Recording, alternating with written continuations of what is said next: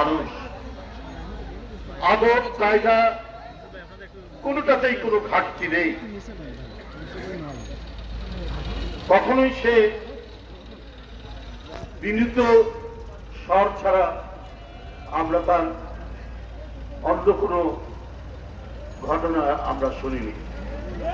আমার বিশ্বাস একটা তো স্বৈরাচার ফ্যাসিবাদ আমরা অতিক্রম করেছি, আবার যেন কোনো ফ্যাসিবাদ কায়েম না হয়, এই কারণে সোহেলকে ধানের শীষে ভোট দিতে হবে। কারণ সেই ধরনের চক্রান্ত কিন্তু এখনো চলছে। নানা ভেলকিবাজি, নানা নাটক, নানা তামাশা। আপনার একটি ইসলামী দলের প্রধান আমির সাহেব একজন শীতল পাটি দিয়েছে, তিনি স্টেজের মধ্যে শীতল পাটি দিচ্ছে, ঘুমিয়ে গেলেন। এই সস্তা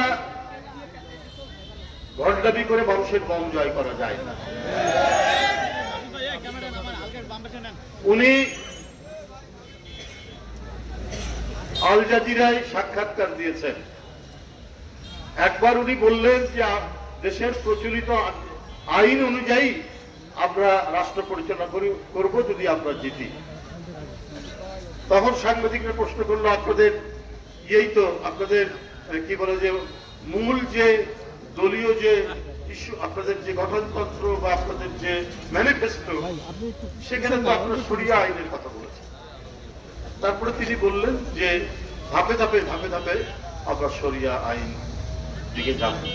তার মানে কোনোটাতেই তাদের কোনো কনসিস্টেন্সি নাই, তাদের কোনো সামঞ্জস্য বোধ নেই, কোন প্রত্যক্ষ এবং জনগণের কাছে দৃঢ় অঙ্গীকার করার মতো কিছু নেই। আরে ভাই, ইসলাম নিয়ে রাজনীতি করেন, ইসলামের প্রধান বিষয় কি হচ্ছে অঙ্গীকার রক্ষা করা, ওয়াদা রক্ষা করা।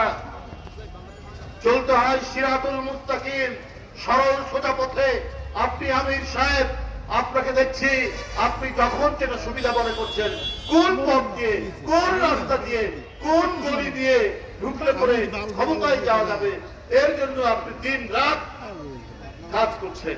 কিন্তু আপনার এই কাজের মধ্যে মানুষের কাছে ধরা পড়ে যাচ্ছে আপনাদের আসল চরিত্র, আপনাদের আসল। আমার সোহেল যে দল করে সেটা বাংলাদেশ জাতীয়তাবাদী দল।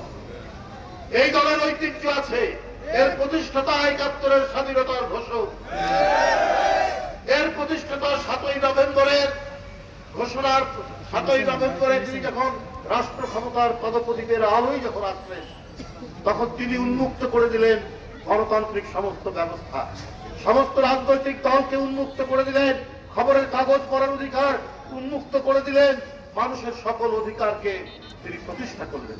জিয়াউর রহমান আপনারা না, বরং আজকে আপনারা টেলিভিশন খুললেই দেখতে পায়